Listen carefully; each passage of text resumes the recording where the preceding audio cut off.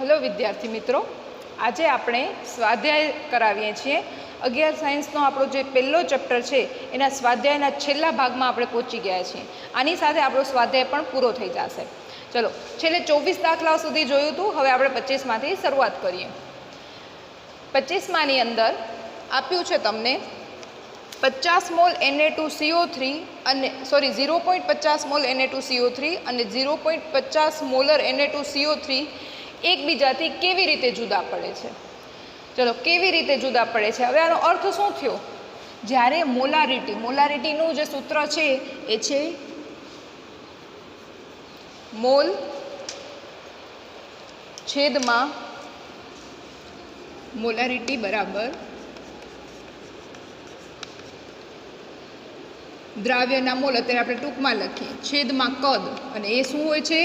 લીટરની અંદર હોય છે, બરાબર। તો આવી રીતે છે, જ્યારે મોલ એટલે કોઈ જથ્થો છે, હવે એ જથ્થો પાણીમાં કે કોઈ બીજા દ્રાવકની અંદર ઓગાળ્યો છે કે નહીં એ આપણે નથી ખબર, તો મોલ એટલે માત્ર એનો જથ્થો દર્શાવે છે। જ્યારે મોલારિટી કહી છે ત્યારે એ વસ્તુ ચોક્કસ થઈ ગઈ કે એને 0.50 મોલને 1 લીટર દ્રાવકની અંદર ઓગાળ્યો છે। હવે પાણી પણ હોઈ શકે ને અન્ય કોઈ દ્રાવક પણ હોઈ શકે, બરાબર। ટૂંકમાં આ જે છે એનું દ્રાવણ છે, આ જે છે એ જથ્થો છે। તો જવાબ આપણને લખવો હોય તો કઈ રીતે લખશું? તો 0.50 મોલ Na2CO3 જથ્થો દર્શાવે, બરાબર। ટૂંકમાં તે જથ્થો દર્શાવે છે, આખું વાક્ય બનાવી શકું। અને આના માટે જે જવાબ છે એ આપણે આ રીતે લખી શકીએ કે 0.50 મોલર Na2CO3 1 લીટર દ્રાવકમાં 0.50 મોલ ઓગાળ્યા છે તે દર્શાવે છે, બરાબર। ટૂંકમાં કહીએ તો દ્રાવણ દર્શાવે છે। આ માત્ર સમજ માટે છે, એટલે તમને ખબર પડવી જોઈએ કે મોલ ને મોલારિટીમાં શું ફરક છે। જો એ ખબર ન હોય તો દાખલાની અંદર મોલ આપ્યો હોય ને એને મોલારિટી લઈને દાખલો ગણવા બેસી જાઓ, અથવા મોલારિટી આપી હોય ને એને મોલ લઈને આપણે દાખલો ગણવા બેસી જઈએ તો આપણા દાખલા ખોટા પડે। એટલા માટે જ આ ચેપ્ટરનું નામ જ છે પાયાની સંકલ્પના, એટલે પાયો આપણનો ખાસ મજબૂત હોવો જોઈએ। હવે એના પછી 26મો પ્રશ્ન આખો વાંચું છું। જો ડાયહાઇડ્રોજન વાયુના 10 કદ, ડાયહાઇડ્રોજન વાયુના 10 કદ ડાયઓક્સિજન વાયુના 5 કદ સાથે પ્રક્રિયા કરે છે તો પાણીની બાષ્પનું કેટલું કદ ઉત્પન્ન થશે? તો પાણીની બાષ્પનું કેટલું કદ ઉત્પન્ન થશે? ચલો સમીકરણ લખીએ। H2 + O2 H2O, સમીકરણને બેલેન્સ કરીએ એટલે ઓક્સિજન 2 અને બેલેન્સ કરીએ તો અહીંયા પણ 2। હવે જૂનું યાદ કરો, નિશ્ચિત કદનો નિયમ કોણે આપ્યો તો? ગેલ્યુસેકે। એણે શું કીધું હતું? 100 ml સામે અહીંયા ઓક્સિજનના 50 ml, તો ત્યારે તમારી પાસે આના 100 ml નિર્માણ પામે। ml એટલે શું છે? મિલીલીટર, કદ દર્શાવે છે। તો અહીંયા કદનો કોઈ એકમ નથી આપ્યો, પણ એમાં એમ લખ્યું છે કે 10 કદ, આ 5 કદ, તો તમારો જવાબ શું થશે? અહીંયા 10 કદ। હવે સમજી શકો છો આના પરથી, બરાબર। આપણે આ નિયમની ચર્ચા કરી ગયા છીએ, તો આપણને અત્યારે 1 માર્કના ઓબ્જેક્ટિવ જેવો જ આ પ્રશ્ન છે, તો એનો જવાબ ખાલી આવશે 10 કદ। અહીંયા બધામાં કદ તો કદ, લીટર તો લીટર, ml તો ml, જેમ હોય એ પ્રમાણે, બરાબર। કયો નિયમ છે? ગેલ્યુસેકનો નિશ્ચિત કદનો નિયમ છે, બરાબર, ભૂલાય નહીં। ચલો હવે એના પછી આપણે આગળ વાત કરીએ 27મા દાખલાની અંદર। ચલો 3 આંકડા લખ્યા છે, શું કીધું છે? સૂચના એક કોમન આપી છે, નીચેનાને પાયાના એકમમાં ફેરવો। પાયાના એકમમાં ફેરવવો એટલે કેવી રીતે? તો તમારી પાસે એસઆઈ એકમનો જે કોઠો છે, જે 7 મુખ્ય એકમો છે એનામાં ફેરવવાનું છે. તો એની અંદર લંબાઈ માટે શું આપેલું છે? મીટર આપ્યું છે, ક્યાંય પાઇકોમીટર આપ્યું નથી. તો એનો અર્થ કે આપણે એને મીટરમાં ફેરવવાનું છે. સાથે સાથે એને વૈજ્ઞાનિક અંક સ્વરૂપે, એટલે કે એક અંક પછી પોઈન્ટ અને બાકી બધું 10ની ઘાતમાં જાય એવી રીતે ફેરવવાનું છે. તો હવે ધ્યાનથી જોજો કેવી રીતે ફેરવીએ છીએ. બરાબર, કોઈને ગણતરી યાદ ન રહે તો લખી રાખજો કે આવી રીતે ફેરવાય. 28.7 PM આપ્યું છે. પહેલાં તો આપણે એને વૈજ્ઞાનિક અંકમાં ફેરવીએ એટલે 2.87 થઈ ગયું. ચલો, પોઈન્ટ જે છે કઈ સાઈડ ખસે છે? ડાબી સાઈડ. તો મેં કાલે જ કીધું હતું ડાબી સાઈડ, એટલે લાસ્ટ વિડીયોમાં આપણી વાત થઈ હતી કે ડાબી સાઈડ ખસે છે તો તમારી પાસે કેટલી ઘાત આવે? તો કે ધન ઘાત આવે. એક ઘાત લખવાની જરૂર નથી. હવે આપણે મીટર જોઈએ છીએ પણ આ પી નથી જોઈતો. તો પી માટે શું છે? 10ની કેટલી ઘાત છે? -12 મીટર. તો હવે એને સાદું રૂપ આપીએ, આ +1 આ -12, જવાબ શું આવશે? 2.87 ગુણ્યા 10⁻11 મીટર. બરાબર. ચલો, 2.87 ગુણ્યા 10⁻11 મીટર. હવે બીજો એના જેવો જ છે. બની શકે તો વિડીયો સ્ટોપ કરીને જાતે ટ્રાય કરો. ચલો, આ સાઈડનું બગાડ નાખું છું હો. ચલો, શું આવ્યો જવાબ?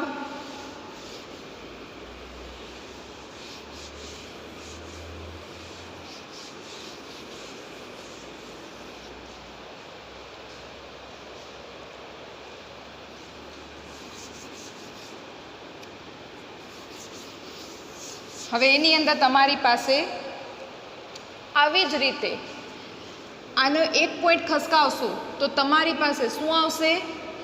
1 પોઈન્ટ, અહીંયા લખું છું 15.15 PM છે. બરાબર, 15.15 PM છે. તો હવે એને આપણે ફેરવીએ 1.5 ગુણ્યા 10⁻1, કારણ કે એક પોઈન્ટ ડાબી બાજુ ખસક્યો. પી છે એનું લખાશે 10⁻12. જવાબ આવશે 1.515 ગુણ્યા 10⁻11 મીટર. બરાબર, 1.515 ગુણ્યા 10⁻11 મીટર. ચલો, હવે એના પછી વાળો મિલીગ્રામ આપ્યા છે. આપણો જે કોઠો છે એમાં શું છે? કિલોગ્રામ છે. કિલોગ્રામની અંદર એને ફેરવીએ.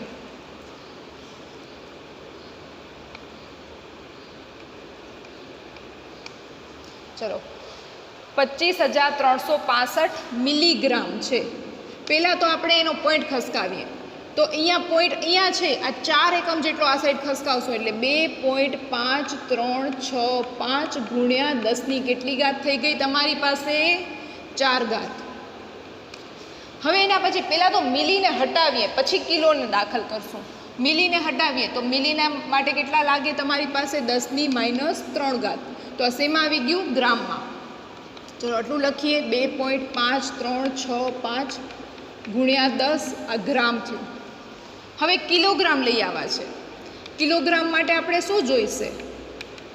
તો કે આટલું તો એમને એમ રહેશે. 10⁻3 મને જોઈશે. 10⁻3 ગ્રામ હશે તો એના માટે આપણે ભવિષ્યમાં લખશું કિલોગ્રામ આપણે લખશું. અહીંયા કિલો લખાશે.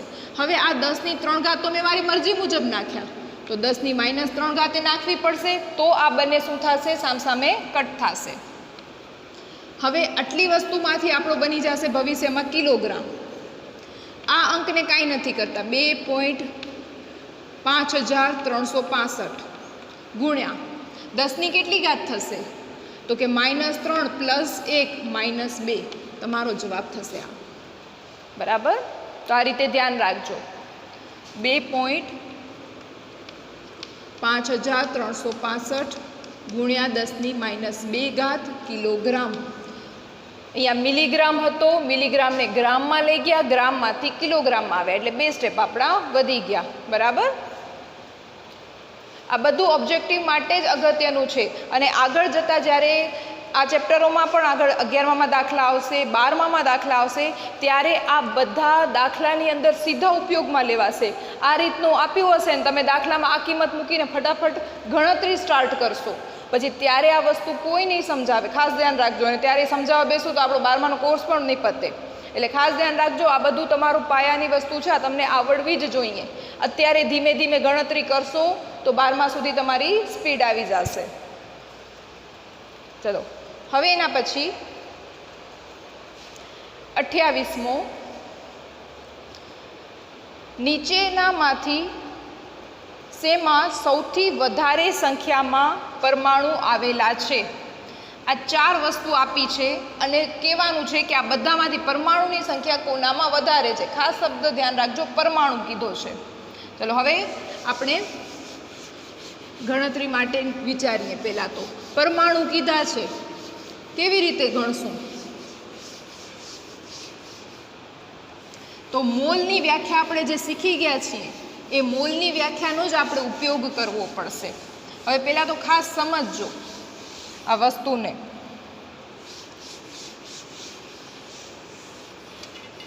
ચલો હવે અહીંયા મારી પાસે મને એવી રીતે કીધું છે 1 ગ્રામ AU.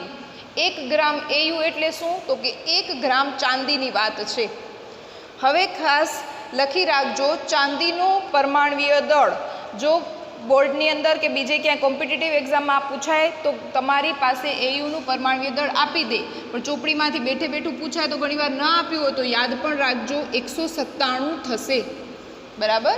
આમ તો આપી જ દે છે, આ વસ્તુ કૌંસમાં આપેલી હોય છે. ચલો, ચાંદીનું આપણી પાસે પરમાણ્વીય દળ છે. હવે આનો અર્થ શું થાય છે સમજો. 197 ગ્રામ AU બરાબર 1 મોલ લખી શકાય, કારણ કે આપણે સંખ્યા પૂછી છે. 1 મોલ એટલે કેટલી સંખ્યા? જેમ 1 ડઝન કહીએ તો 12 થાય, એવી રીતે 1 મોલ એટલે 6.022 × 10⁻23 થાય. આપણને આ 4માંથી ખાલી નક્કી જ કરવાનું છે કે કોનામાં પરમાણુ વધારે છે. એમ કહીએ તો 4 ઓપ્શન છે, A, B, C, D જેવા. બરાબર? તો હવે આની ફટાફટ ગણતરી કેમ કરવી? તો આપણે કાંઈ 1 મોલના 6.022 × 10⁻23 નહીં મૂકીએ. 1 ડઝન, 2 ડઝન, 3 ડઝન, તો એના ઉપરથી જેમ નક્કી થાય એમ 1 મોલ, 2 મોલ, 3 મોલ એના ઉપરથી પણ નક્કી થાય કે કયો અંક નાનો છે. હવે ખાસ સમજો, આટલી વસ્તુ બધાને ખબર છે, જેટલો પરમાણ્વીય દળ એના બરાબર 1 મોલ લખાય. હવે મારી પાસે કેટલા ગ્રામ છે? તો અહીંયા ક્વેશ્ચન માર્ક મૂકી શકો. ચલો, તો મારી પાસે શું આવશે જવાબ? પદોને ઉથલાવી નાખો તો 1/197 થયા, કારણ કે આ 1 અંશમાં ગયું અને 197 છેદમાં ગુણ્યા 1, પણ 1 × 1 1 જ આવે, તો આટલા મોલ જવાબ આવ્યો. કોના માટે? ચાંદી માટે 1/197 મોલ. આ એક જવાબ હું સાઈડમાં રાખું છું, મને પોઈન્ટમાં કે ક્યાંય જવાબ ફેરવવાની જરૂર નથી. બરાબર? આપણે એકદમ શોર્ટમાં કરીએ છીએ. હવે એવી જ રીતે સોડિયમ માટે વિચારો. સોડિયમનો પરમાણ્વીય દળ તમને ખબર છે કેટલો છે? 23. ચલો, 23 ગ્રામ Na હોય તો એનો અર્થ થાય કે 1 મોલ જેટલા Na એટલે કે સોડિયમ પરમાણુ આવેલા હશે. તો 1 ગ્રામમાં કેટલા? વળી પાછું એ જ રીતે પદો ઊંધા કરીએ તો 1/23 મોલ. તો હવે સોડિયમનો જવાબ શું આવ્યો? 1/23 મોલ. હવે લિથિયમની વાત કરીએ. લિથિયમનો પરમાણ્વીય દળ છે 7. બરાબર? ચલો, 7 ગ્રામ લિથિયમ તો 1 મોલ થાય. તો અહીંયા તો મને કેટલા ગ્રામ આપ્યા છે? 1 ગ્રામ લિથિયમ આપ્યા છે. તો કેટલા? તો કે 1/7.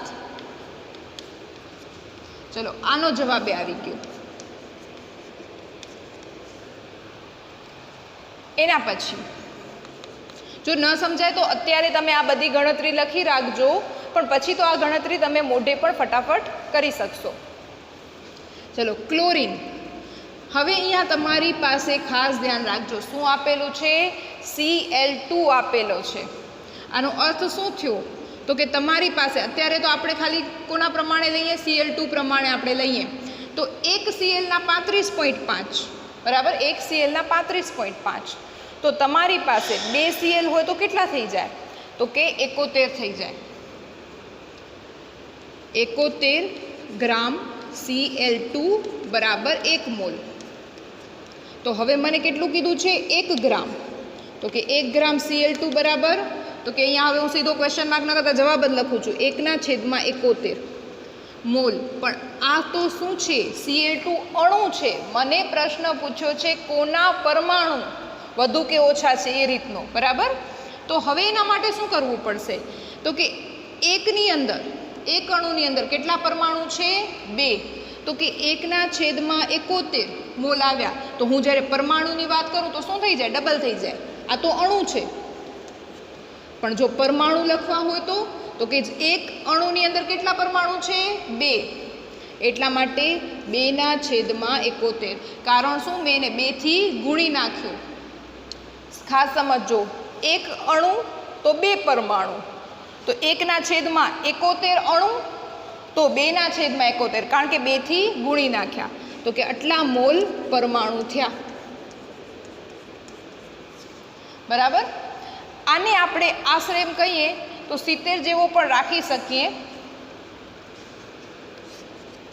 2/71. હવે છે ને આ બધાના અંશમાં એક જ છે, આના અંશમાં જ એક શું આપેલો છે 2 આપેલો છે, તો સરખામણી કરવી હોય તો બધાના અંશ સરખા જોઈએ તો તમે સરખામણી સરળતાથી કરી શકો.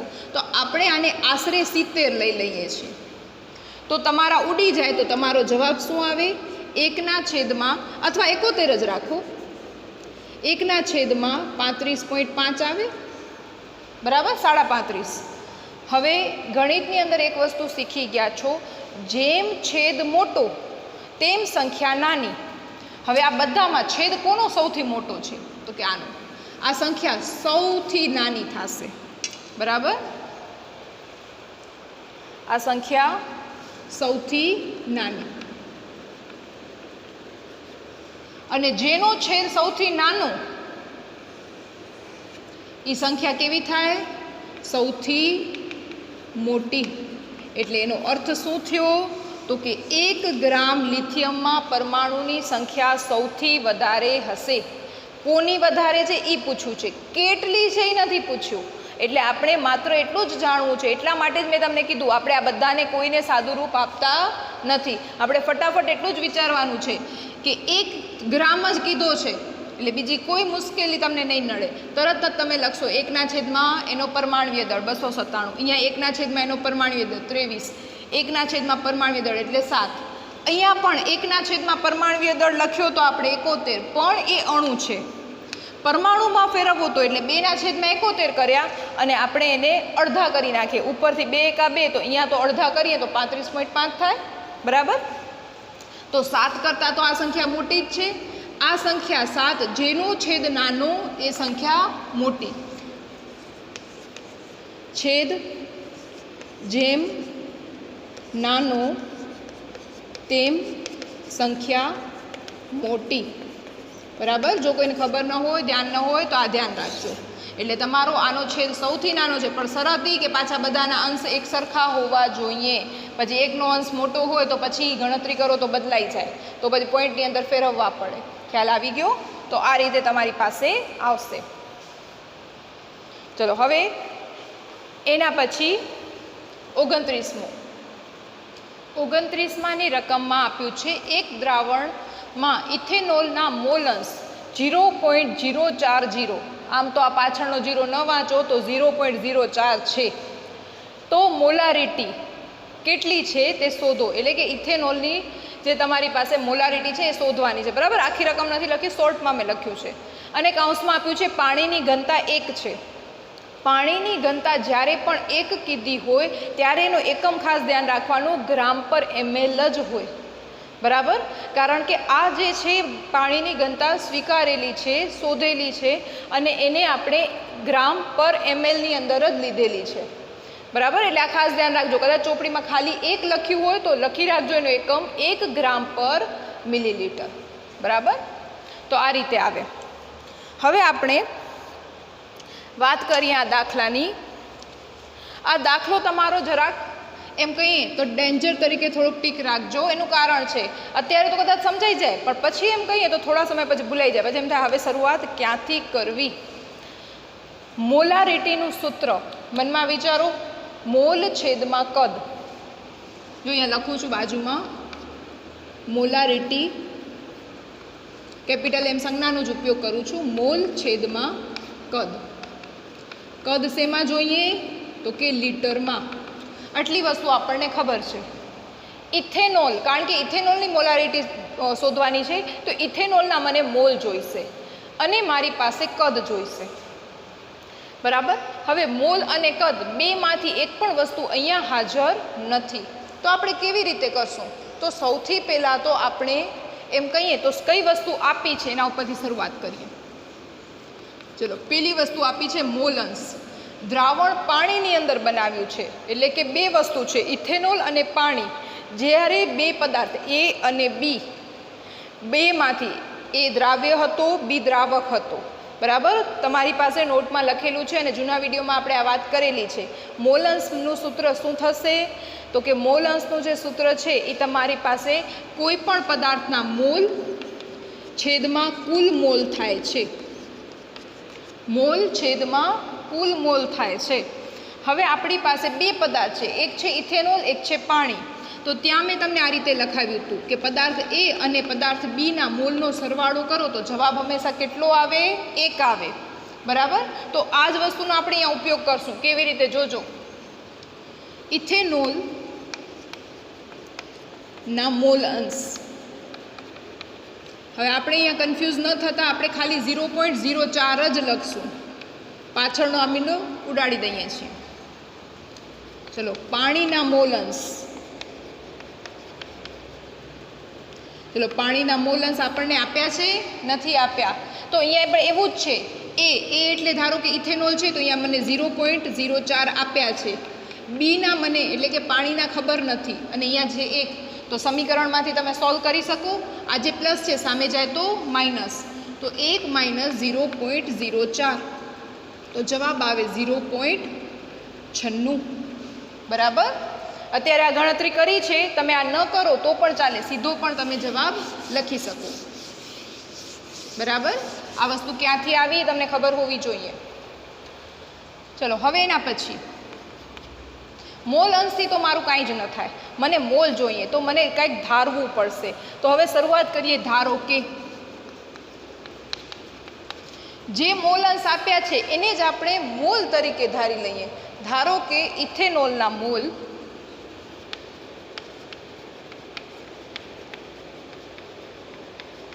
બરાબર 0.04 અને પાણીના મોલ એ પણ એવી જ રીતે મોલ અંશ ઉપરથી ધારી લઈએ છીએ. બરાબર. 0.96 મોલ. હવે મારી પાસે તો કે મોલ તો મેં ધારી લીધા, પણ મોલ ધારવાથી આપણી પાસે તો કે હજી કેટલીય વસ્તુઓ નથી આપણી પાસે. તો કે મોલ તો હાલો આપણે ધારેલા મૂકી લેશું. તો એ મોલ આધારિત કદ કેટલું થાય છે દ્રાવણનું એ પણ શોધવું પડશે. અને ઘનતા આપી છે, તો ઘનતા માટેનું સૂત્ર તમને ખબર છે, દળ છેદમાં કદ. તો એના ઉપરથી ક્યાંક મેળ પડશે, એટલે મને દળમાં જવું પડશે. ખ્યાલ આવી ગયો? જો ઘનતા બરાબર સૂત્ર છે દળ છેદમાં કદ. જો હું દળ લઈ આવું, ઘનતા આપેલી છે તો કદ મળી જાય, ને એ કદ હું અહીંયા મૂકી શકીશ. બરાબર. તો હવે દળમાં જવું પડશે. તો કે કોની વાત છે? તમારી પાસે પાણીની ઘનતા 1 લેવાની કીધી છે. એનો અર્થ શું થયો કે આખા દ્રાવણની જ વાત છે તમારી પાસે, તો એની ઘનતા તમારે 1 લેવાની છે. બરાબર. તો હવે તમારી પાસે દળ કોનું જોઈશે? બંને પદાર્થ, એક ઇથેનોલ અને એક પાણી. દળ કેવી રીતે લેશું? તો કે મોલ જે ધાર્યા છે મોલ ઉપરથી જ આપણે દળ શોધશું. હવે ઇથેનોલનું અણુસૂત્ર અહીંયા લખું છું, C2H5OH. ચલો, એના ઉપરથી એનું આણ્વીય દળ નક્કી કરો. કેટલું થશે? કાર્બન કેટલા છે? 2 છે.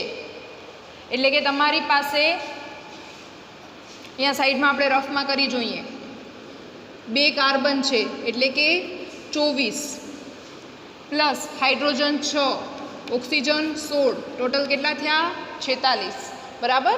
તો હવે એના ઉપરથી આપણે આગળ વધશું. 1 મોલ ઇથેનોલ બરાબર 46 ગ્રામ. તો હવે મેં કેટલા ધાર્યા છે 0.04 મોલ ઇથેનોલ બરાબર કેટલા, તો પદોને ઉથલાવી નાખો અથવા સીધા અહીંયા જ આપણે ગણતરી કરીએ. છેદમાં 1 આવે, છેદના 1ની જરૂર નથી. 0.04 ગુણ્યા 46 કરો ગુણાકાર. શું આવે છે જવાબ 1.84 ગ્રામ, બરાબર. આ એક દળ આવ્યું. આપણે આખું દ્રાવણનું લેવું છે એટલે ઇથેનોલ ને પાણી બંનેના દળ ખપશે ને બંનેનો સરવાળો કરશું ત્યારે આપણો મેળ પડશે. ચલો હવે બીજો પોઈન્ટ. એવી જ રીતે 1 મોલ પાણી, હવે પાણીનું આણ્વિક દળ ખબર છે H2O છે, તો કેટલા થાય 18 ગ્રામ.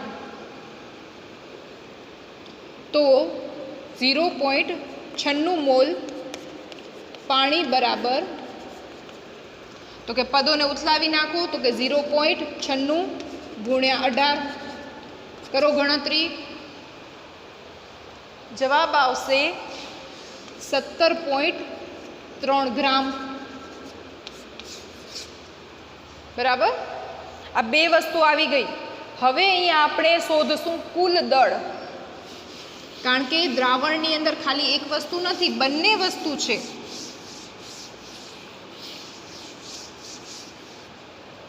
બરાબર, દ્રાવણની અંદર ખાલી એક વસ્તુ નથી, બંને વસ્તુ છે.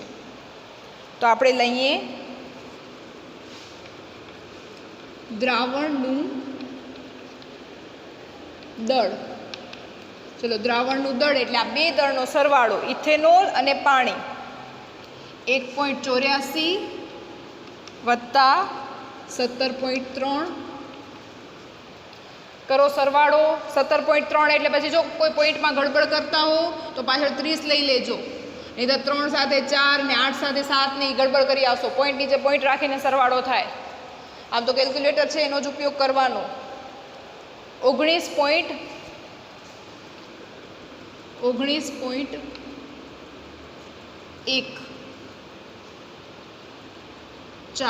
અથવા ખાલી 19.1 લખશો તો પણ ચાલશે, કારણ કે 4 છે એટલો મોટો અંક નથી, બરાબર. આમ તો 19.14 સરવાળો કરો તો, નહીંતર 19.1 સુધી આપણે રાખીએ છીએ. ચલો હવે આ વસ્તુ આવી ગઈ. હવે આપણને લેવું શું છે કદ જોઈશે આપણું સૂત્ર પ્રમાણે, કારણ કે મોલ તો આપણે ધારી લીધા, બરાબર. ઇથેનોલના આ મોલ આપણે ધારી લીધા. આ ધારેલા મોલ માટે ધારેલું કદ પણ આવવું જોઈએ ને, કારણ કે જે મોલ છે એની સાપેક્ષનું જ કદ જોઈએ. મોલ એક જગ્યાના, કદ બીજી જગ્યાનું, એમ ન ચાલે. તો એ મોલ ઉપરથી મેળવેલું જ આપણને કદ કામ આવશે. તો કે હવે અહીંયા આપણે લખીએ ઘનતા બરાબર દળ છેદમાં કદ. માટે દ્રાવણનું કદ હવે આખું લખીએ. તો હવે શું થયું, અંશ છે એ છેદમાં જતો, છેદ છે એ અંશમાં જાય, અંશ છે એ છેદમાં, એટલે કે દળ છેદમાં ઘનતા થઈ ગઈ. ચલો દળ કેટલું છે 19.1 ગ્રામ, બરાબર. આ ગ્રામ છે, છેદમાં ઘનતા 1 ગ્રામ પર મિલીલીટર, એટલે કે હજી છેદમાં ગ્રામ ગ્રામ ઉડી ગયા, એકનો તો કોઈ મતલબ નથી, છેદનો છેદ અંશમાં, એટલે 19.1 ml તમારું શું આવી ગયું કદ આવી ગયું.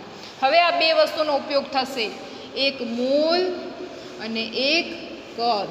હવે મોલારિટી શોધાશે. હવે તમારા માટે દાખલો સરળ છે. તો લખશું ઇથેનોલ ની મોલારિટી, અથવા તો ખાલી એમ કરીએ મોલ છેદમાં કદ. કદ શેમાં હોય લીટરમાં. કરો ગણતરી.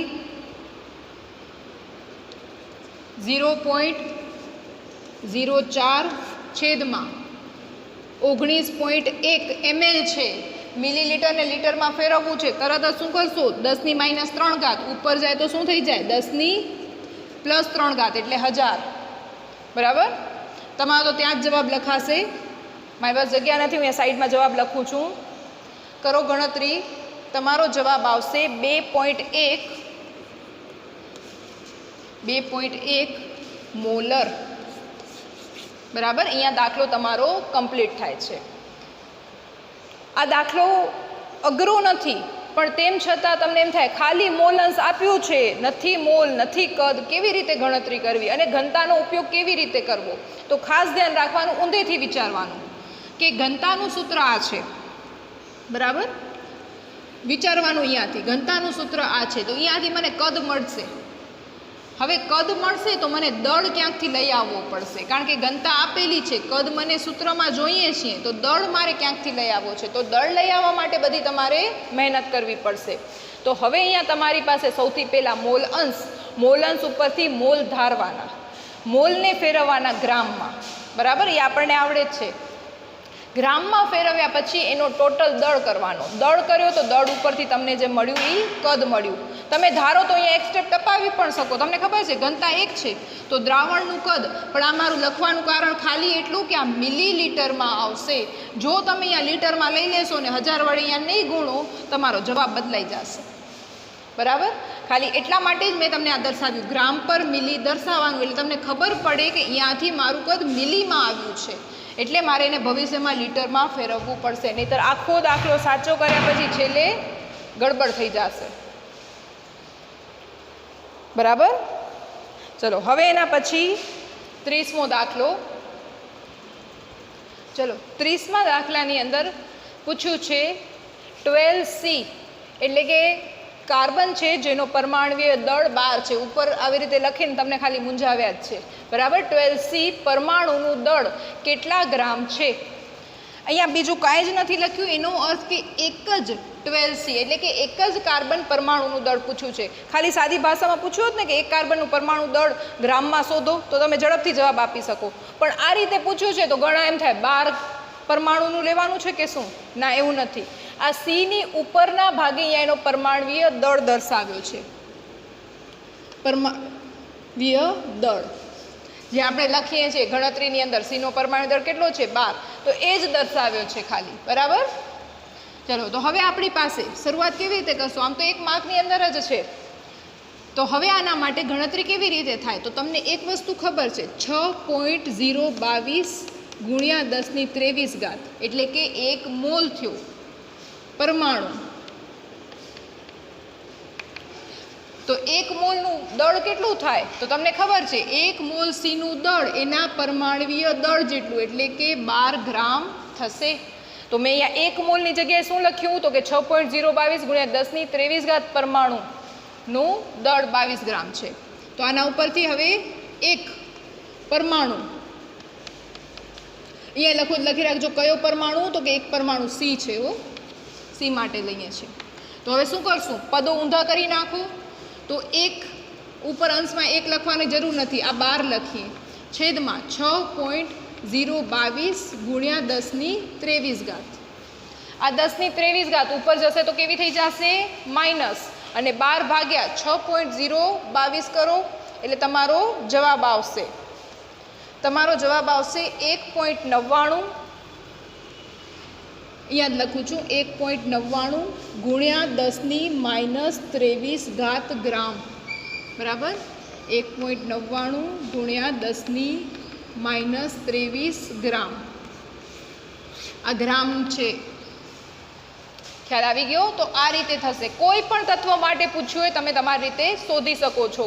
ધારો કે આની જગ્યાએ એક કાર્બનની જગ્યાએ મને એવી રીતે પૂછ્યું હોત કે એક ઓક્સિજનનું, તો ઓક્સિજન હોય તો 6.022 ગુણ્યા 10⁻23 ઘાત પરમાણુ બરાબર ઓક્સિજનનો પરમાણુ દળ કેટલો છે 16, તો અહીંયા 16 લખાય.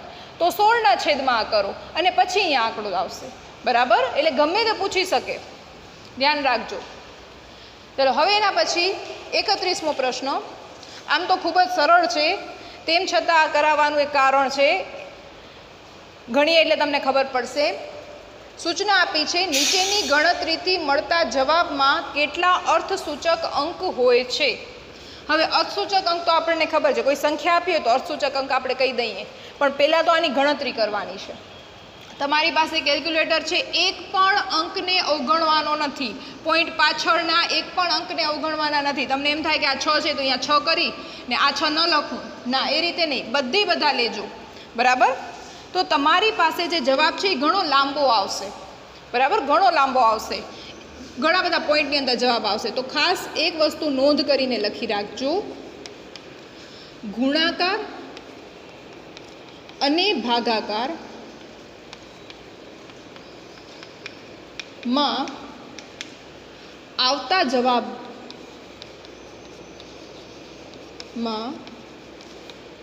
પોઈન્ટ પછી 2 જ અંક લેવા.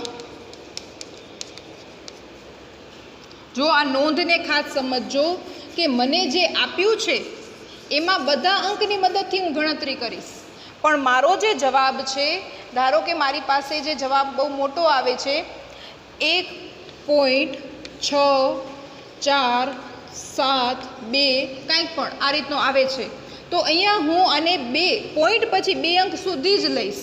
પોઈન્ટ પછી 2 અંક સુધી લઈશ એટલે કે આ 7 હતો તો આનાથી મોટો હતો તો અહીંયા મેં 4 ના શું કરી નાખ્યા 5. બસ આટલું જ ખાસ ધ્યાન રાખવાનું છે. તો આ મારો જવાબ આવ્યો. હવે આ જવાબ આવ્યો તો તમારી પાસે તમે કહી શકો અર્થસૂચક અંક કેટલા થશે? 1, 2 અને 3. આ તમારો જવાબ. અર્થસૂચક અંક પૂછ્યો છે, આ નહીં. એવી જ રીતે અહીંયા ગુણાકાર કરશો તો પોઈન્ટ પછી તમારી પાસે 3 થી 4 આંકડા આવશે, પણ પોઈન્ટ પછીના 2 જ અંક લેવાના છે. તો તમારો જવાબ ગણતરી કરશો તો કંઈક આ રીતનો આવશે, 26.82. બરાબર, 2 જ અંક લીધા છે, પાછળનો આંકડા ધ્યાનમાં નથી લીધા, પોઈન્ટ પછીના 2 જ અંક લેવાના. નહીંતર તો તમારી પાસે 5, 6 એમ કહીએ તો પોઈન્ટ પછી પણ 7, 7, 8, 8 આંકડા કેલ્ક્યુલેટરની અંદર દેખાડશે, તો પછી અર્થસૂચક અંક બહુ ઘણા થઈ જાય. એટલે ખાસ ધ્યાન રાખવાની, આ વસ્તુ માત્ર ગુણાકાર અને ભાગાકારમાં જ લાગુ પડે છે, સરવાળામાં નહીં. બરાબર. કેટલા થયા? અર્થસૂચક અંક થયા 4. હવે અહીંયા આવીએ તો અહીંયા એવું નથી, અહીંયા પોઈન્ટ પછી જેટલા હોય એટલા બધા ગણતરીમાં લેવાના. કારણ શું? તો કે પોઈન્ટ પછી આમાં લિમિટેડ જ અંક આવશે. જેમ કે અહીંયા 4 છે તો 4 જ અંક આવશે, એનાથી વધુ 5મો અંક આવશે જ નહીં. જ્યારે અહીંયા પોઈન્ટ પછી તમારી પાસે 3 અંક છે પણ તમારા જવાબની અંદર ઘણા અંક આવી શકે. અહીંયા પોઈન્ટ પછી 2 અંક છે તેમ છતાં 6, 6, 7, 7 અંક પણ આવી શકે છે. એટલા માટે ખાલી ગુણાકાર ભાગાકાર માટે જ આ નોંધ લાગુ પડશે. ચલો ત્રીજાની અંદર સરવાળો કરો, જવાબ આવશે 0.8204. બરાબર. ચલો અર્થસૂચક અંક કેટલા? તો કે આ શૂન્ય અર્થસૂચક અંકની વચ્ચે હોવાથી અર્થસૂચક કેવાશે. આ શૂન્ય અર્થસૂચક નથી પણ આ શૂન્ય અર્થસૂચક છે એટલે 1, 2, 3 અને 4. તો આ રીતે તમારી પાસે ગણતરી થશે. વસ્તુ બહુ જ સરળ હતી, પણ જ્યારે ગુણાકાર ભાગાકારવાળા આવે છે ત્યારે બધા કન્ફ્યુઝ થાય છે કે કેટલા સુધીના અંક લેવાના. પોઈન્ટ પછી તો આટલો મોટો જવાબ આવે છે. તો મેઇન આ વસ્તુ માટે મેં આ તમને કરાવ્યું છે ને આ નોંધ લખી રાખજો. ગુણાકાર ભાગાકારમાં જે જવાબ આવે અહીંયા એક પણ પોઈન્ટ નથી અવગણવાના. જે જવાબ આવે એમાં પોઈન્ટ પછી 2 જ અંક સુધી જવાનું છે. બરાબર. હવે એના પછીનો આ દાખલાની અંદર સરેરાશ પરમાણ્વીય દળ શોધવાનો છે. આ બધી વસ્તુ તમને આપેલી છે. આર્ગોનના સમસ્થાનિક, બરાબર. આપણે ક્લોરીનનો જોઈ ગયા હતા એક એવો દાખલો સ્વાધ્યાયની અંદર જ, બરાબર. એક્ઝેક્ટ નંબર મને દાખલામાં ધ્યાન નથી પણ જોઈ લેજો, એના જેમ જ આ દાખલો ગણાશે. પછી આ બધા એના પરમાણ્વીય દળ આપેલા છે અને કુદરતની અંદર એનું પ્રમાણ ટકાવારીમાં આપેલું છે. તો સરેરાશ પરમાણ્વીય દળ શોધવાનું છે. જેમ કે આપણે 35 અને 37 બંનેવાળા જોયા હતા ને પછી આપણો જે જવાબ છે 35.5 આવ્યો હતો. તો એવી જ રીતે અહીંયા સરેરાશ પરમાણ્વીય દળ કેટલો થશે? તો આપણું સૂત્ર સરેરાશ પરમાણ્વીય દળ.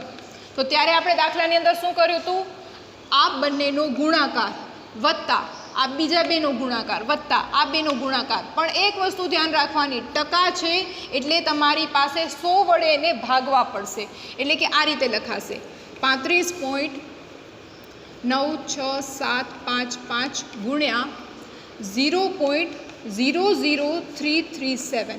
બરાબર, 2 અંક જે છે એ તમારા ખસી ગયા, વત્તા વળી પાછો 37.96272 ગુણ્યા 0.00, પેલા 2 0 લગાડી દીધા, પછી આના 0.63 વત્તા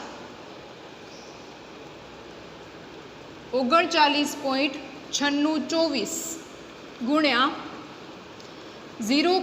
કારણ કે આ 99 છે, અહીંયા તો 0 જ હતા, તો 2 પોઈન્ટ આમ ખસે તો તમારી પાસે 0.996, પાછળના 0 લખવાનો કોઈ અર્થ નથી. ચલો આ બધાનો ગુણાકાર કરવાનો છે, આનો ગુણાકાર, આનો ગુણાકાર અને આનો ગુણાકાર. એટલે આનો ગુણાકાર લખશો અહીંયા વત્તા બીજાનો ગુણાકાર વત્તા ત્રીજાનો ગુણાકાર. બરાબર. હવે આ ગણતરી સરળ છે, ખાલી લાંબી છે, ખાલી કેલ્ક્યુલેટરની અંદર ફટાફટ કરવાની છે. અને છેલ્લે તમારો આન્સર મેચ કરી લેજો, 39.948 ગ્રામ પર મોલ. જો કેલ્ક્યુલેટરની અંદર જ્યારે પણ ગણતરી કરીએ ત્યારે ઘણી વખત એવું થઈ શકે છે કે પોઈન્ટની અંદર થોડોક ફરક આવે. 39.9 એટલે 40 જ કહેવાય. કોઈનો જવાબ 40 આવતો હોય, કોઈનો જવાબ 39.8 આવતો હોય, કોઈકનો જવાબ 39.9, પણ પછી પાછળનો જે અહીંયાનો આંકડો છે એ 4ની જગ્યાએ 3 આવતો હોય તો ચાલે. બરાબર, આ ધ્યાન રાખજો, તમારો જવાબ આ આવશે. માત્ર ખાલી કેલ્ક્યુલેટરની અંદર ગણતરી જ કરવાની છે. એ ગણતરીના 3 જવાબ લખાશે, એનો 3નો સરવાળો અને આ તમારો જવાબ. બરાબર. ચલો હવે એના પછીનો દાખલો 33મા દાખલાની અંદર તમારી પાસે 3 વસ્તુ આપી છે અને તમારે એના પરમાણુની સંખ્યા શોધવાની છે. પરમાણુની સંખ્યા શોધવી હોય તો સૌથી સરળ વસ્તુ, તમારી પાસે મોલ આપ્યા છે, જેમ કે કોઈએ કીધું 1 મોલ, તો તમે તરત કહેશો 6.022 ગુણ્યા 1023 મોલ, સોરી પરમાણુ. બરાબર. હવે મોલની અંદર છે તો વાંધો નથી, 2 મોલ છે તો તરત જ 6.022 ગુણ્યા 1023 સાથે તમે 2નો ગુણાકાર કરી નાખશો. તો હવે અહીંયા જુઓ, તમારી પાસે 52 મોલ આપ્યા છે. 1 મોલ આપણને ખબર છે, 1 મોલ બરાબર કેટલા થાય? 6.022 ગુણ્યા 1023 પરમાણુ. તો હવે 52 મોલ કીધા હોય તો શું કરવું પડે? તો કે આ અંશમાં જાય, તો 52 ગુણ્યા 6.022 ગુણ્યા 1023 કરો ગુણાકાર. ગુણાકાર કરતાં જવાબ જે છે એ આવશે 313.144. 313.144 ગુણ્યા 1023. વૈજ્ઞાનિક અંકમાં ફેરવવો છે, પોઈન્ટને આ સાઈડ લઈ આવીએ તો 3.13 કરીએ છીએ, 2 પોઈન્ટ આ સાઈડ ખસ્યા એટલે કે 2 ધનઘાત થશે, તો 23 છે ને હજી એમાં 2 ઉમેરો તો 25. બરાબર. તો આટલા પરમાણુ, આ તમારો જવાબ થયો. બરાબર. મોલ આપ્યું હોય ત્યારે આપણા માટે ખૂબ જ સરળ, 1 મોલે એટલા તો 52 કેટલા, તો 52 વડે ગુણી નાખો.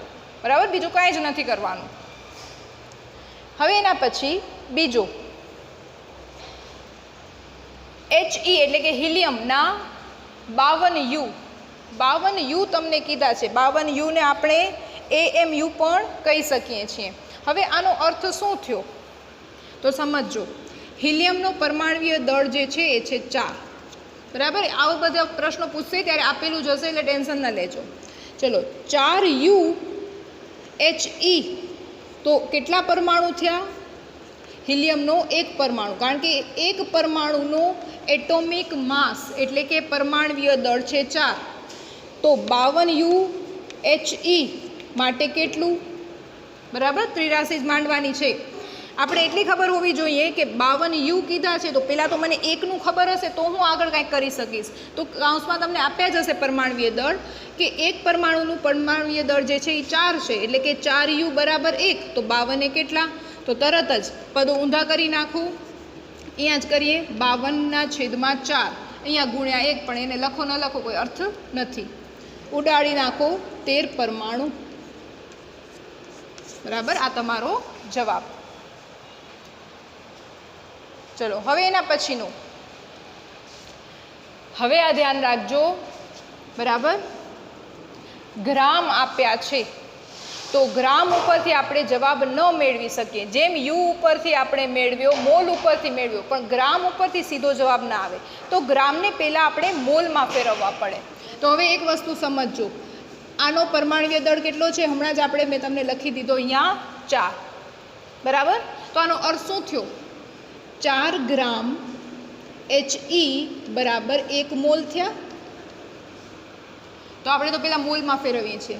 તો 52 ગ્રામ HE બરાબર, પદો કરો ઊંધા, 52/4 બરાબર 13. પણ આ તો મોલ આવ્યા છે, પરમાણુની સંખ્યા નથી. એટલે આનો તમારો દાખલો 2 સ્ટેપમાં થશે. હવે આપણને ખબર છે 1 મોલ એટલે કેટલા કહેવાય? 1 મોલ બરાબર 6.022 ગુણ્યા 10⁻23 પરમાણુ. તો હવે તમારી પાસે 13 મોલ છે. તો જેમ અહીંયા હતું 52 હતા તો 52 વડે ગુણ્યા, 13 છે તો 13 વડે ગુણી નાખીએ. તો કે 13 ગુણ્યા 6.022 ગુણ્યા 10⁻23. કરો ગણતરી. ચલો ગણતરી કરશો, જવાબ આવશે 78.28 ગુણ્યા 10⁻23. એટલે કે આને હજી આપણે યોગ્ય રીતે ફેરવીએ તો 7.82 લખીએ, અથવા આને 83 કરી નાખો, કારણ કે આ જે અંક છે 5 કરતાં મોટો છે. 7.83 ગુણ્યા 1 પોઈન્ટ પ્લસ થશે, ઉમેરાશે, એટલે કે 10⁻24. જો આમાં કન્ફ્યુઝન થતી હોય આ જવાબ રાખો તો પણ ચાલે. બરાબર?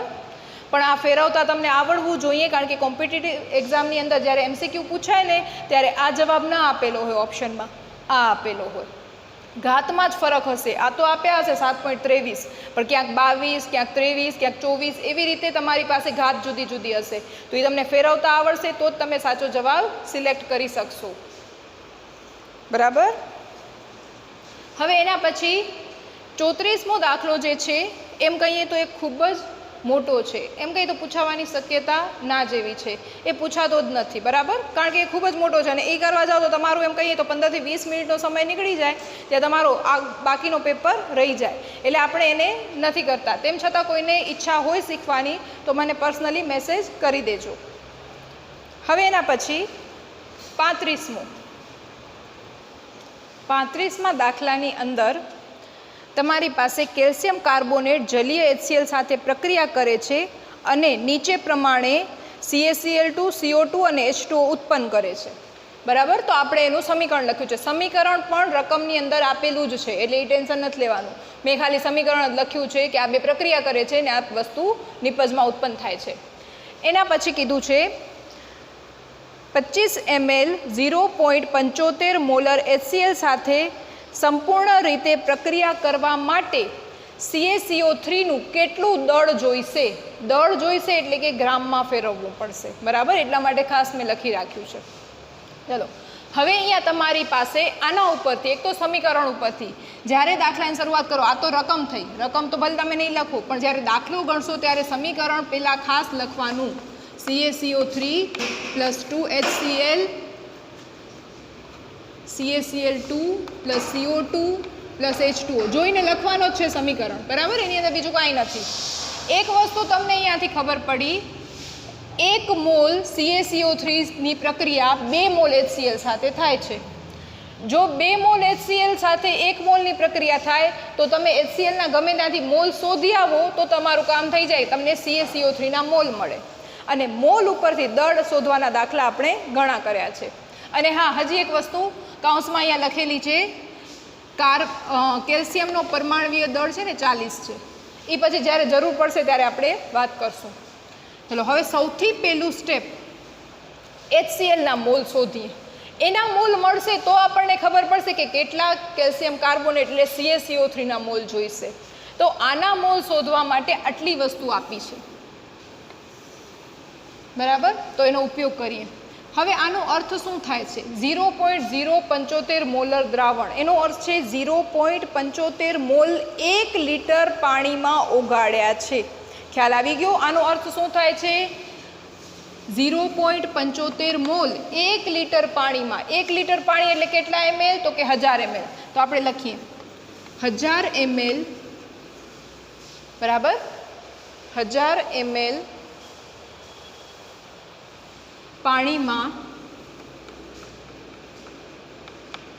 0.75 મોલર HClના મોલ. કેટલા મોલર HCl છે તો એના મોલ કેટલા થાય તો કે 0.75. તો HClના મોલ મને અત્યારે મળ્યા ક્યારે 1000 ml માટે, પણ મારે તો પ્રક્રિયામાં વાપરવાના કેટલા છે? આ દ્રાવણ છે મારી પાસે ઘણું છે, આખી બોટલ ભરીને છે, પણ એમાંથી લેવાનું મારે થોડુંક જ છે, એટલે કે 25 ml જ લેવાનું છે.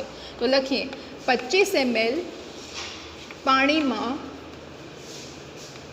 0.75 મોલર HClના મોલ બરાબર ક્વેશ્ચન માર્ક. બરાબર, હવે આગળ જગ્યા નહીં હોય.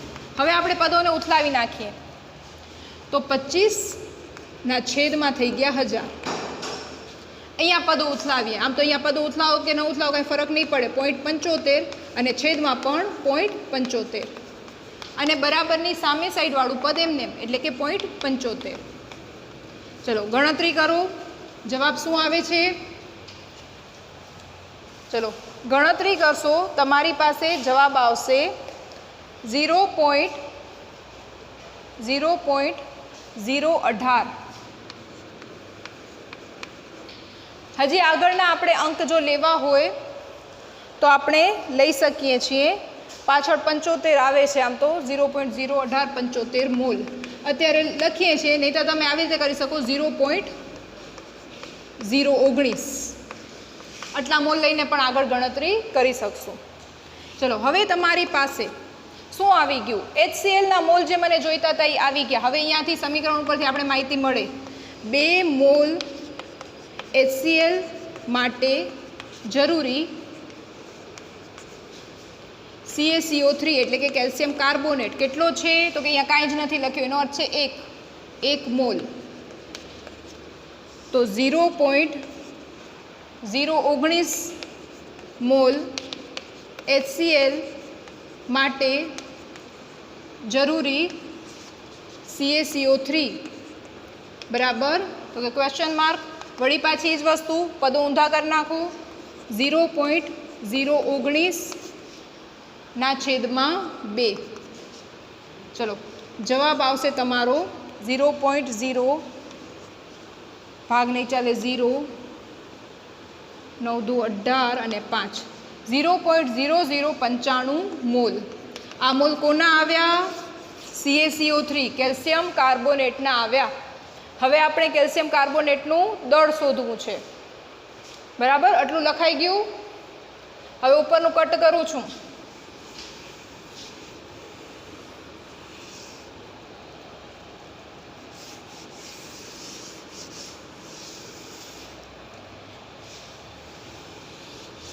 ચલો રફમાં પહેલાં તો આપણે વિચારી લઈએ કે તમારી પાસે એને મોલને દળમાં ફેરવવા માટે શું જોઈશે? આપણે એનું આણ્વીય દળ. તો કેલ્શિયમ માટે 40, કાર્બન માટે 12, ઓક્સિજન 3 છે 16 તેરી 48. કરો ટોટલ 100. બરાબર 100 આવશે. તો હવે એનો આપણે અહીંયા સીધો ઉપયોગ કરશું. 1 મોલ CaCO3 બરાબર 100 ગ્રામ. તો આપણો જવાબ કેટલો આવ્યો છે? 0.0095 મોલ CaCO3 બરાબર કેટલા? પદો ઉથલાવી નાખો તો 0.0095 છેદમાં 1, પણ છેદના 1નો કોઈ મતલબ નથી, ગુણ્યા 100 જવાબ આવશે 0.95 ગ્રામ. બરાબર, આ 9 નથી ગ્રામ છે. 0.95 ગ્રામ. બરાબર, તો આ રીતે તમારી પાસે દાખલો થશે. કદાચ જો કોઈએ પોઈન્ટ આજે 19 છે એની જગ્યાએ 1875 લઈને કર્યા હશે તો 0.93-94 જેવો જવાબ આવી શકે છે. બરાબર, તો એ જવાબ પણ તમારો સાચો કહેવાશે. પોઈન્ટની અંદર પાછળના આંકમાં બીજા એકમમાં થોડો ઘણો ફેરફાર જે છે એ ચાલે છે, એટલે ખાસ ધ્યાન રાખજો. કદાચ કોઈનો જવાબ 0.093 અથવા 0.094 આવે છે અથવા 96 આવે છે તો પણ એ જવાબ માન્ય ગણાશે. બરાબર, ચલો હવે એના પછી એના જેવો જ એક બીજો દાખલો 36મો. આ દાખલો છેલ્લા દાખલાથી પણ વધારે સરળ છે.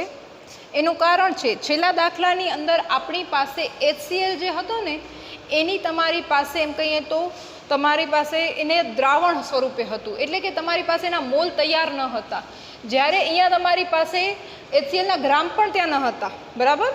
એટલા માટે આપણે એમ કહીએ તો આખી ત્રિરાશિ માંડવી પડે. અહીંયા તમારી પાસે MnO2ના ગ્રામ છે. હવે પહેલાં આખી રકમ સાંભળી લો, સમજી લો, પછી આપણે આગળ ચર્ચા કરીએ. પ્રયોગશાળામાં મેંગેનીઝ ડાયોક્સાઇડની જલીય હાઇડ્રોક્લોરિક એસિડ સાથે નીચે પ્રમાણે પ્રક્રિયા થાય છે અને ક્લોરીન વાયુ મળે છે. આખી પ્રક્રિયા આપી જ છે રકમમાં. 4 HCl plus MnO2, 2 H2O, MnCl2 અને Cl2 વાયુ ઉત્પન્ન થયો. અને પૂછ્યું છે 5 ગ્રામ મેંગેનીઝ ડાયોક્સાઇડ એટલે કે 5 ગ્રામ MnO2 વાપરવાથી જે Cl2 તમારી પાસે ઉત્પન્ન થાય છે, પણ એના માટે જરૂરી HClનું દળ કેટલું, એટલે HCl કેટલા ગ્રામ જોઈશે, બરાબર. હવે અહીંયા તમારી પાસે સમીકરણ તો આપણે લખવાનું જ છે, બરાબર. આ તો રકમનું છે, આપણે આપણી રીતે લખીએ. એક વખત સમીકરણ લખશો એટલે તમને ધ્યાન આવશે કે તરત જ કે કેટલા મોલની વાત છે.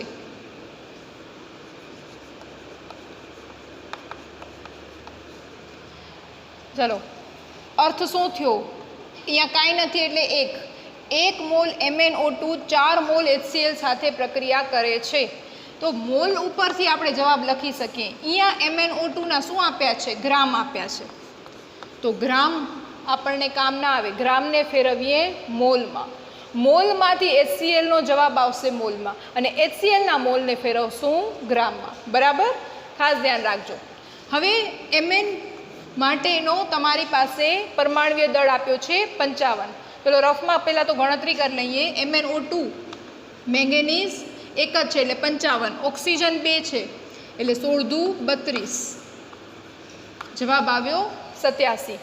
તો લખીએ 87 ગ્રામ MnO2 બરાબર 1 મોલ.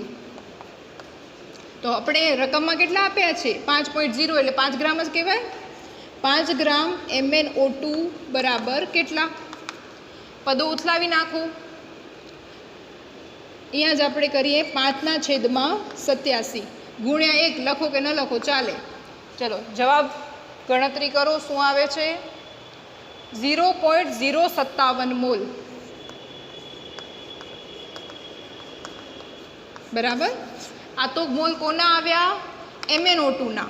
તો હવે અહીંયાથી આપણે HClના મોલ શોધીએ. તો લખશું 1 મોલ MnO2 માટે જરૂરી HCl બરાબર 4 મોલ.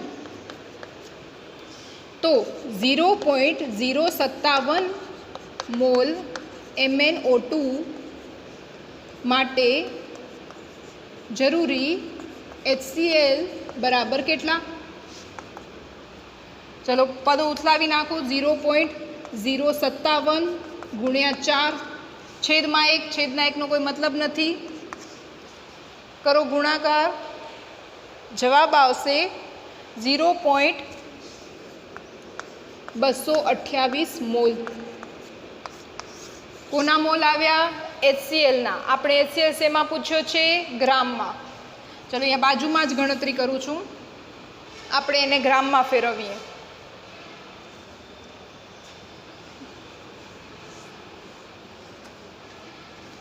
ચલો ગ્રામમાં ફેરવવા શું કરશું? ગ્રામમાં કેવી રીતે ફેરવશું? એના માટે પદ કેવી રીતે મંડાય? 1 મોલ HCl તો કેટલા ગ્રામ થાય? તો કે ક્લોરીનના 35.5, હાઇડ્રોજનનો 1, ટોટલ થયા 36.5 ગ્રામ. હવે અહીંયા મારો જવાબ શું આવ્યો છે? 0.228. 0.228 મોલ HCl બરાબર ક્વેશ્ચન માર્ક. પદો ઉથલાવો. 0.228 ગુણ્યા 36.5. કરો ગણતરી. જવાબ આવશે 8.5 322 અથવા 8.32 રાખો તો પણ ચાલે, ગ્રામ 8.32. કોઈનો જવાબ 31, 33 આવતો હોય તો ચાલે, બરાબર, ધ્યાન રાખવાની આ વસ્તુ. પોઈન્ટમાં એટલો ફરક માન્ય ગણાય છે. ખાસ ધ્યાન રાખવાનું, સમીકરણ ઉપરથી જે જવાબ મળે મોલ ન મળે તો ગ્રામ આપ્યા હોય એને મોલમાં ફેરવો, મોલથી મોલનો જવાબ મળે. જો તમને પૂછ્યું હોત કે HClના કેટલા મોલ, તો તમારો દાખલો અહીંયા જ પૂરો થઈ જાત. પણ ગ્રામ પૂછ્યા છે તો વળી મોલને આપણે શેમાં ફેરવ્યા? ગ્રામમાં ફેરવ્યા, બરાબર. આ જ વસ્તુઓને ઓબ્જેક્ટિવની અંદર પૂછે, પણ ઓબ્જેક્ટિવની અંદર શું કરી નાખે? આંકડા એટલા સરળ કરી નાખે.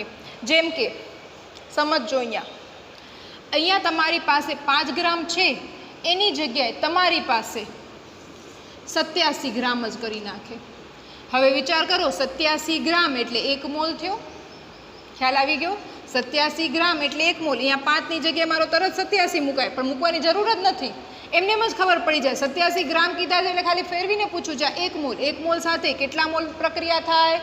તો કે 4 મોલ HCl. હવે 1 HCl 1 મોલના 36.5, તો કે 4 મોલના, તો કે 36.5 ગુણ્યા 4 થાય. અને ઘણીવાર જવાબ ખાલી એટલો જ પૂછ્યો હોય, જેમ કે પ્રશ્ન એટલો પૂછે, 87 ગ્રામ MnO2 કેટલા મોલ HCl સાથે પ્રક્રિયા કરશે? 87 ગ્રામ એનો જ અર્થ થાય છે 1 mall MnO2. 1 mall MnO2 4 mall HCl સાથે પ્રક્રિયા કરે. તો સમીકરણ જોઈને જ તરત જ તમારી પાસે જવાબ આવી જાય. જવાબ આવશે 4 મોલ. ખ્યાલ આવી ગયો? તો જ્યારે ઓબ્જેક્ટિવ પૂછશે ત્યારે આંકડા એવા કરી નાખશે કે જેને કારણે તમારો જવાબ સરળતાથી આવી જાય. ખ્યાલ આવ્યો? ચલો, આની સાથે આપણો પહેલો ચેપ્ટર જે છે એ પૂરો થાય છે. આ ચેપ્ટરની અંદર કોઈ પણ જાતનો ડાઉટ હોય, જે મને પર્સનલી ઓળખે છે એ તો મને કદાચ ફોનથી પૂછી શકે છે, પણ બાકીના કમેન્ટ બોક્સની અંદર પોતાના ડાઉટ મૂકી શકે છે, બરાબર. આના પછી આપણે બીજો ચેપ્ટર સ્ટાર્ટ કરશું. Thank you.